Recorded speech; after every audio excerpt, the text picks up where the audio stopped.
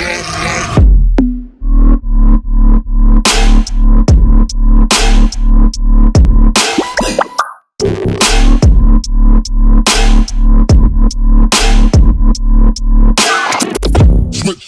thing that I would love for you to touch about, Cassandra, because a lot of people don't know, you started this business in Dallas, and that's how I met you, because we were both in Dallas.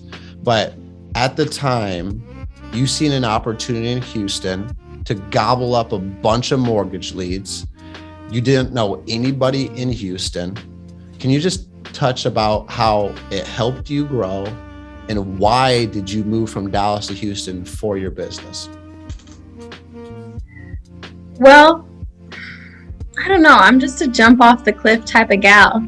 Like, I just jump off of the cliff and then I know that I'm going to learn how to swim. And the thing is I don't know if you guys have heard this, but babies are born knowing how to swim. They know how to swim. If you put them in the water, they're going to figure out how to swim. And the thing is like, so many things happen to us and then we get scared and then we don't know how to swim. Something that's naturally inherent to humans, we forget because we're scared. And I wasn't scared. I mean, I was a little, but then I just knew I would figure it out, and I'm not special, and everybody can do that. Everybody can make a plan and everybody can figure it out. And I just knew that I wanted to be 100,000% in this business. And I didn't want to be 1 foot in and 1 foot out, because it's not helping anybody. It's not helping you. It's not helping your friends. It's not helping your family. You got to take care of you. And so that's what I did, is I took care of myself and what I wanted to do in my business. And I said, I'm going to do this 100%. And I left friends that I've known for 3 years in Dallas. And I built a lot of really great relationships there. And it was hard to leave, especially I was getting to know you and Michaela a lot more. Like, we're all getting close, and I just had to do what needed to be done. And how many months in were you when you moved? I was about 6 months into the business, or 5 or 6 months into the business, and I moved. And so you looked at an opportunity to get uncomfortable. You looked at an opportunity to gain direct mail mortgage protection leads.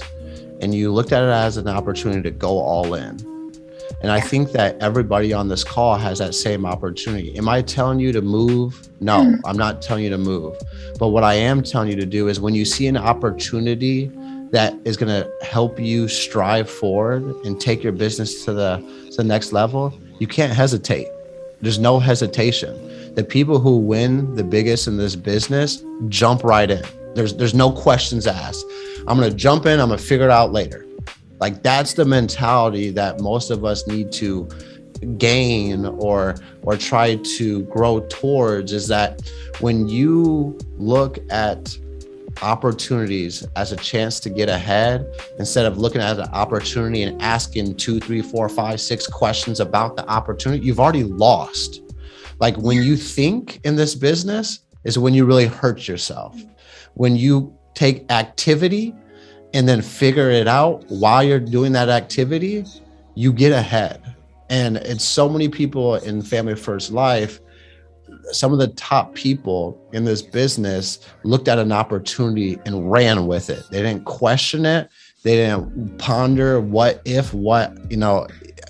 if you start to use the vocabulary, if, is not going to happen. If this happens, if I can do this, you've already lost. You've truthfully lost. It's when I'm going to do this, how I'm going to do this.